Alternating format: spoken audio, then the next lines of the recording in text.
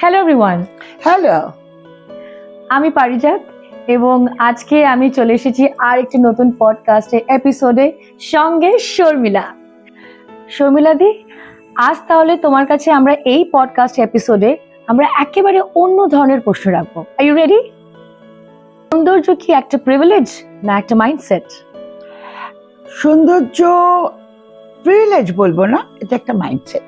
Look good, feel good, এই কথাটার সাথে তুমি কতটা একমত?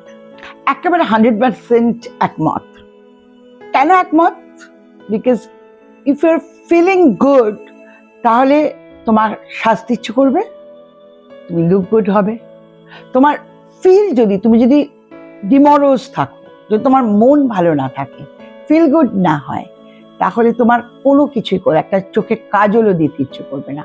আর আজকে যে সমাজে আমরা যাচ্ছি এবং যেটা সবারই প্রায় সাইকিয়াট্রিস্টের কাছে যেতে হচ্ছে, কি না তারা নিজের কথা, একার কথা, প্রাণের কথা বলতে পারছে না। তো আমি বলবো বিউটি একটা কিন্তু থেরাপি। সুতরাং ফিল গুডটা তুমি করবে এবং আমাদের কৌটোটা খুলবে, তার একটা স্মেল বেরোবে, সেইটা নেবে, তো তুমি ন্যাচারালি লুক গুড হবে। পারফেক্ট স্কিন ধারণাটা কতটা বাস্তব? পারফেক্ট স্কিন বলে কি সত্যি কিছু হয়? পারফেক্ট স্কিন বলে কিছু নেই, কিন্তু রুটিন বলে কিছু আছে।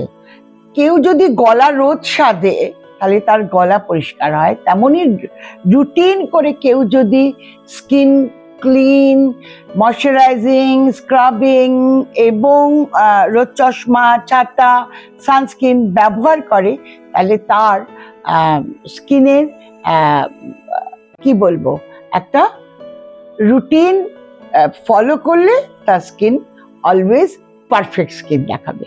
একজন মানুষকে কোন জিনিসটা অ্যাট্রাকটিভ করে তোলে? ত্বক, ব্যক্তিত্ব না আত্মবিশ্বাস?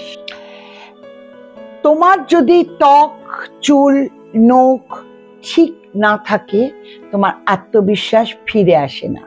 তো আত্মবিশ্বাস ফেরাতে গেলে তোমাকে একেবারে অ্যাপ্রোপ্রিয়েট হতে হবে, তাহলে অটোমেটিক্যালি তোমার আত্মবিশ্বাস ফিরে আসবে। স্কিন প্রবলেম থাকলেও কিভাবে আত্মবিশ্বাস ধরে রাখা যায়?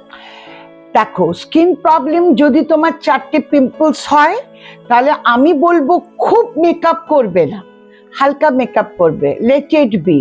এবং তুমি জানো যে এটা তোমার প্রবলেম, তো সেই প্রবলেমটাকে মাথায় না নিয়ে আত্মবিশ্বাস নিয়ে এগিয়ে যাও এবং চেষ্টা করো এমন কিছু করতে যেটা তোমার স্কিনটা পরবর্তী সময় ঠিক হয়ে যায়। দিদি, যারা নিজেদের চেহারা নিয়ে কনফিডেন্স হারায় তাদের জন্য তোমার কি পরামর্শ? এটা অনেকেই করেন, তাদের জন্য পরামর্শ আমাদের মতো একটা অভিজ্ঞ বিউটিশিয়ানের সঙ্গে গিয়ে আলাপচারিতা করতে, এবং তার যে মনে হচ্ছে হয়তো যে আমার চোখটা খুব বড় বা আমার চোখটা ভীষণ ছোট, তার কিন্তু সলিউশন আছে। সেই সলিউশনটা তোমাকে করে দেখাতে হবে আমাকে।